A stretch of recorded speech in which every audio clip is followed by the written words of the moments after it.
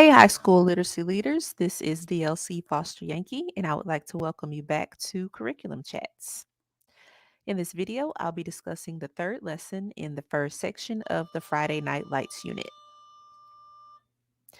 Here are the goals, TEKS, and ELPs for this lesson. Students will be analyzing characteristics of Bissinger's thesis, strong supporting evidence, and commentary in the text, as well as analyzing Bissinger's purpose and message, and evaluating how Bissinger's diction and syntax contribute to the mood, voice, and tone of Friday Night Lights. There is just one text for this lesson, H.G. Bissinger's Friday Night Lights. And the tools, reference guide, and section question sets. There are two tools, the character note-taking tool and vocabulary journal, one reference guide, annotating and note-taking, and we have the question set for chapter 2.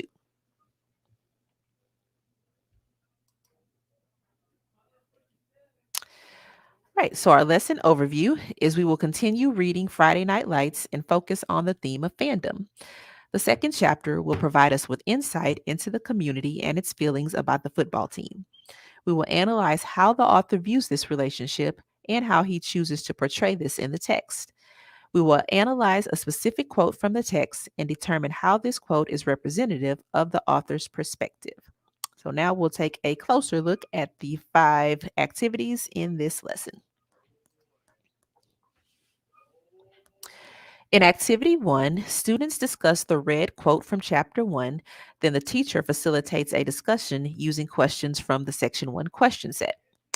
Per the curriculum, this quote, taken from Chapter 1 and used as part of the homework for Lesson 2 and the opening activity for this lesson, is important for students to understand as it provides key insight into the community, its level of fandom, and the importance of Permian football to the community.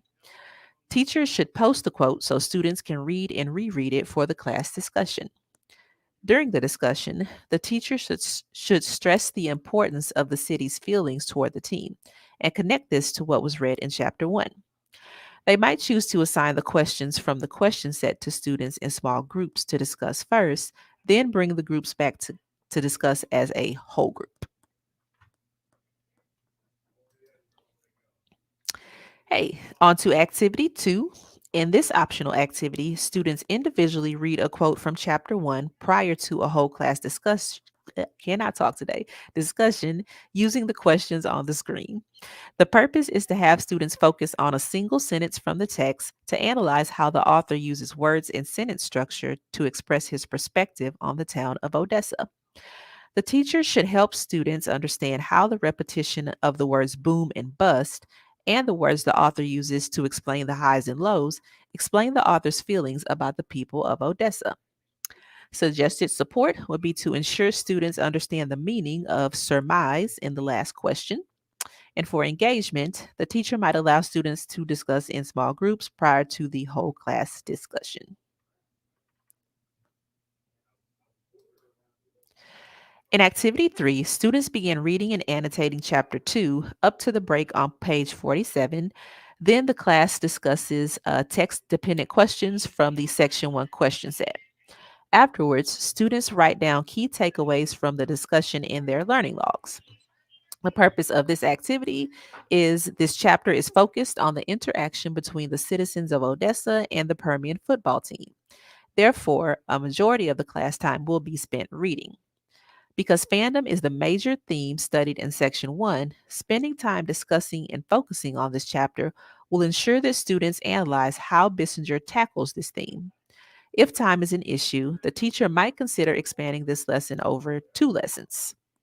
Suggested supports would be to provide initial definitions for difficult vocabulary to allow students to comprehend the text and read with better fluency.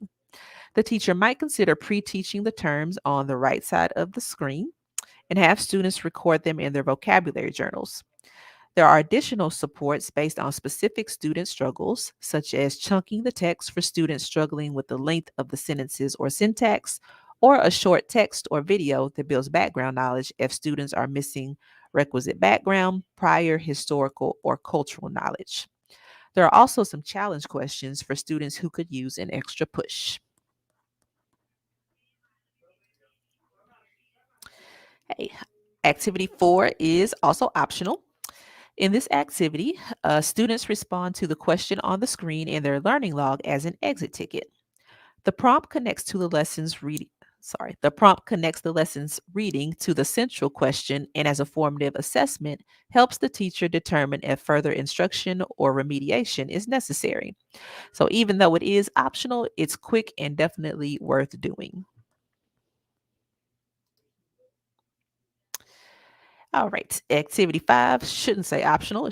Should say homework. Students finish reading and annotating chapter 2 and also write new or interesting words they encounter in their vocabulary journals. The teacher might also have students update the character note taking tool they began in previous lessons and start the next lesson with a small group discussion of words recorded in their vocabulary journals for accountability purposes if the activity is actually assigned as homework. Right. And now our cub for this lesson. We have students will know the meaning of fandom. They will understand how Bissinger portrays fandom in Friday Night Lights and be able to explain how the quote, there is nothing to replace it. It's an integral part of what made the community strong. You take it away, and it's almost like you strip the identity of the people.